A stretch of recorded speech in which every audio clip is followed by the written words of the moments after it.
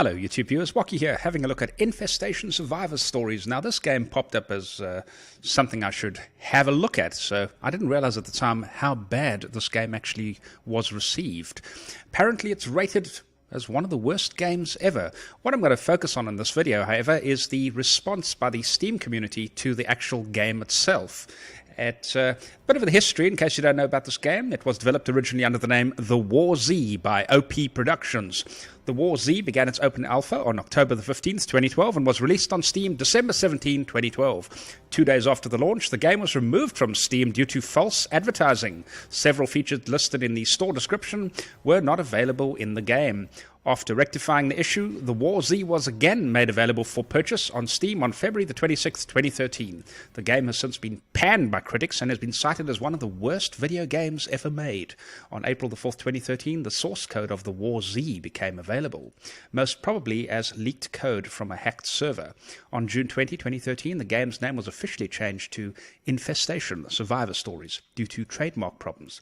So here we go with the alpha reception as far as the I'm reading this, by the way, from the wiki itself. The alpha reception, a review for PC World, stated that overall the game looks terrific and had the typical alpha bugs of an alpha release, with the game holding promise. This just shows you how much trust you should put in gaming magazines or any computer magazine for that matter. A reviewer for Joystick praised the character personalization, saying there were more options than they had expected and that gameplay would be easy for experienced gamers to understand. Another reviewer, however, for Joystick commented that one of the game's biggest dangers came from other players, with the game currently not having any rules or policing regarding PvP elements and hacking. The critical reception was, well, as expected. A bit more realistic. On release, the game was universally panned by critics. Aggregate review website Metacritic assigned an overall score of 20 out of 100 based on reviews from 13 professional critics. That's always amused me. How do you become a professional critic? Anyway, GameSpy writer Craig Pearson stated that the game displays astonishing design ineptitude and some of the worst kinds of microtransactions in gaming, all in one ugly package. Eurogamer's Rich Stanton gave it 3 out of 10, calling it a real disaster, and criticized both the game's design and the developers' ethics. Stanton elaborated that the developers were both dishonest and incompetent. Wow, not holding back, are they? PC Power Player gave the game a 0 out of 10, the only 0 in the magazine's history. Despite the negativity, however, Survivor Stories sold 2.8 million copies since the game launched in November 2012. Stupid is as stupid does. In October 2012, executive producer Sergei Titov referred to spawn campers in The War Z as, these are his words, faggots, in a forum post.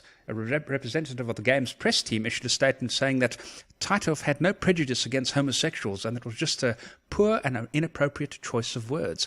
Anyway, let's have a look. You can see on the screen here, I'm actually going to read through. What puzzled me was the game has got a 20 out of 100 Metacritic review, right? And then you go through and it says mixed reviews. Almost 49% are positive. So let's look at the negative reviews, shall we? Got the Steam key for free from a friend who bought the game from the website before it was on Steam. I still feel like I was ripped off. And another guy says, uninstallation simulator. Another guy, every time I see this game in my library, I want to shoot myself in the head twice. Okay. Then they have another guy. I swear the Illuminati were behind this. If you purchase it and spend 50k in real life money on PWT, being pay to win, I imagine, items, then you just join a game, get hit to death by a floating flashlight. Then you just wasted all your money. I'd rather shove a glass bottle in my eye sockets and a nuke in my anal opening than see the game in my library again.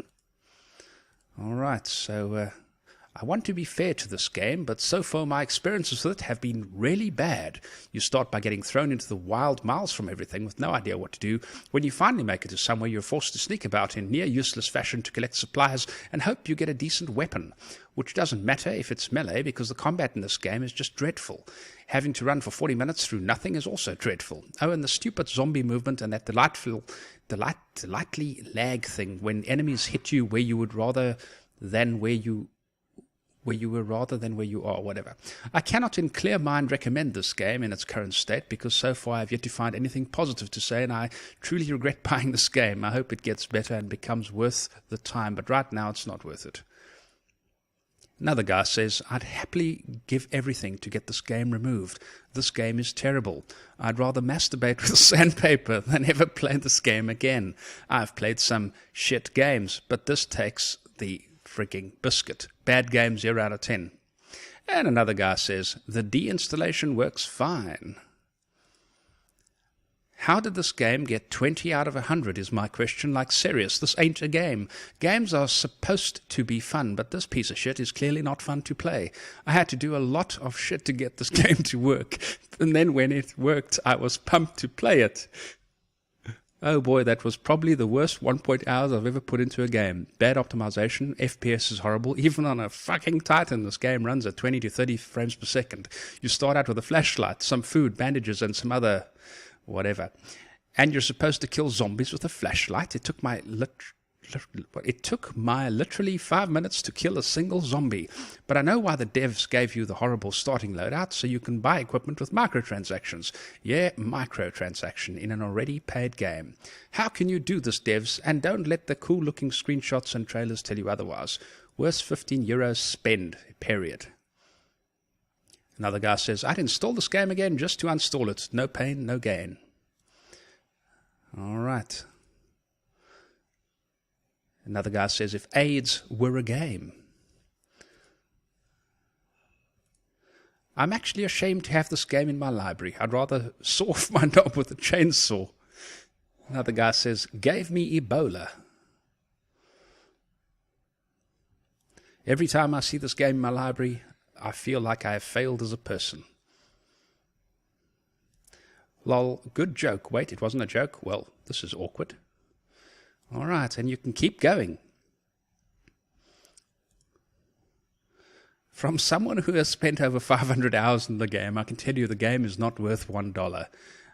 It used to be fun in alpha before they started tweaking everything and giving streamers special treatment and hiring people who bashed the game constantly. There's bugs everywhere. There's always been bugs, and there will always be bugs because developers are idiots and didn't take one small thing from all the other MMOs. A public testing server. As obvious as it might seem, there's something those money-hungry developers either didn't consider or just plain overlooked due to costs. Okay, we won't go there. And another guy is infatuated with the sandpaper thing. About as fun as masturbating with sandpaper.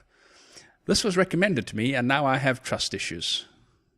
Another guy said, I was beat to death with a flashlight by a floating backpack. Another guy, I would actually pay to remove this thing from my games list. Also known as the War Z, a game so bad that Steam actually refunded my purchase. If you like Day 1, Gary's Incident, Superman 64, and Bad Rats, then you'll love this. All right. My friend gifted me this game. I wish I could get him a refund. The single worst purchase I have ever made ever, for anything. Burning the $15 would have been more worthwhile and given me more enjoyment. Was walking down the street and saw a piece of dog shit. After staring at this piece of dog shit for a while, I realized how much better it was than this game. Instant regret. One of the worst game experiences I've ever had. Game crashes, bugs everywhere, and they charge real money to revive your character. Oh my God, it just goes on and on and on. Almost 9,000 reviews. Okay, let's have a look at the positive ones. Surely there must be something positive about the game. Let's have a wee browse, shall we? Positive reviews. Okay. Positive reviews. The deinstallation apparently works just fine. Bought this game for $1. Spawned in a rock. 10 out of 10. Now, I've seen this elsewhere on the internet, but I'm going to read it because I've never read it before in a video.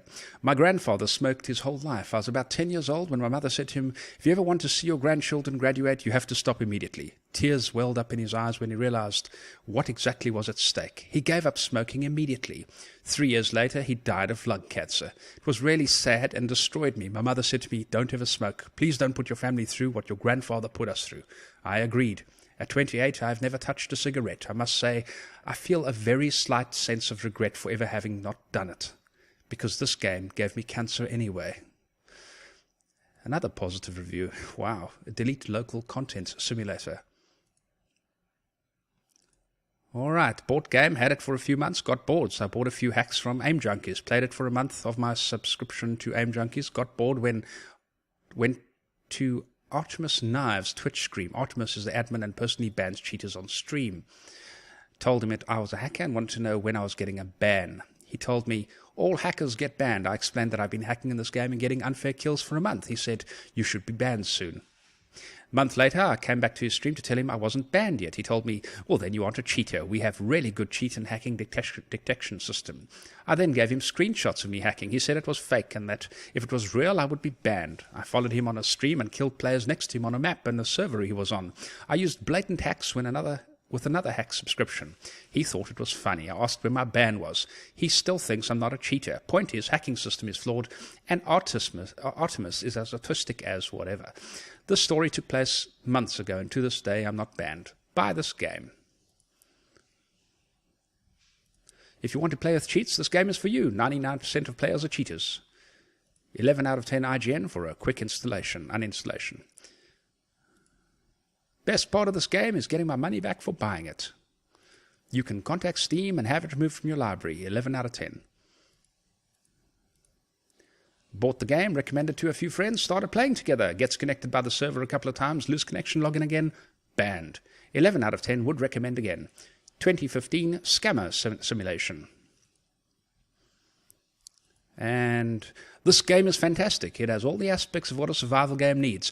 Definitely better than 7 Days to Die and DayZ and all other survival games. Said no one ever. Can't run up to a 2 centimeter curb. 10 out of 0.10. If you enjoy cheaters and crashing, I would highly recommend. I only hack in this game. Holy shit, it's bad. This game is shit. That's all I can say about it. I'm too lazy to go into detail. Oh, how shit. This game is, let's just say it's shit. It is cancer. This game is, oh my god, it's complete crap. It would eat dog shit and make it a better game. And they went on. These are the positive reviews, mind you. So there you go. The worst game ever. Infestation. Survivor stories as told by the Steam community. Hope you enjoyed that. If you did, give this video a like and a share. Thanks for watching. Until next time, walkie out.